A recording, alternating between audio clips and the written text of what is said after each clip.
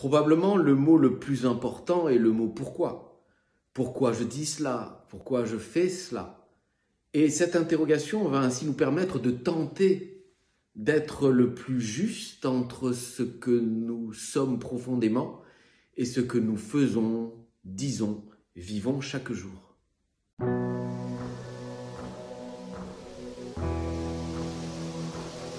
Ce livre, fruit d'une maturité et d'une expérience d'accompagnement thérapeutique, nous aide à trouver l'équilibre personnel, mais aussi l'équilibre relationnel, parce que l'un ne va pas sans l'autre. Si nous ne respectons pas nos choix, nos désirs, nos envies, nous risquons à un moment ou à un autre d'en vouloir à la terre entière. Alors oui, se respecter, c'est quelque part respecter les autres, si différents soient-ils.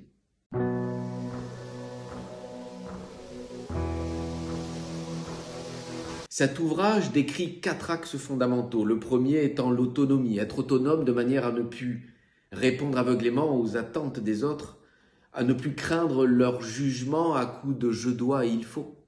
Le deuxième axe étant l'action, devenir acteur de son existence et non plus le spectateur, c'est-à-dire prendre des décisions qui donnent une direction à notre vie, qui lui donnent du sens et un sens. Troisième axe, l'authenticité, afin de s'assurer que nos paroles, nos gestes, nos actes sont alignés avec ce que nous ressentons et ce que nous désirons vivre au plus profond de nous.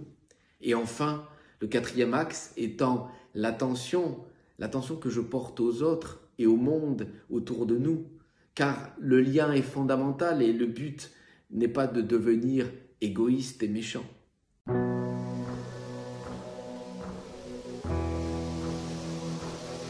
Cette crise nous montre que le monde change, que tout bouge autour de nous, que tout peut être instable et déséquilibre. Or, je me suis souvent aperçu que l'instabilité était un moyen de trouver l'équilibre dans une succession de déséquilibres, de tâtonnements, de doutes, de questionnements.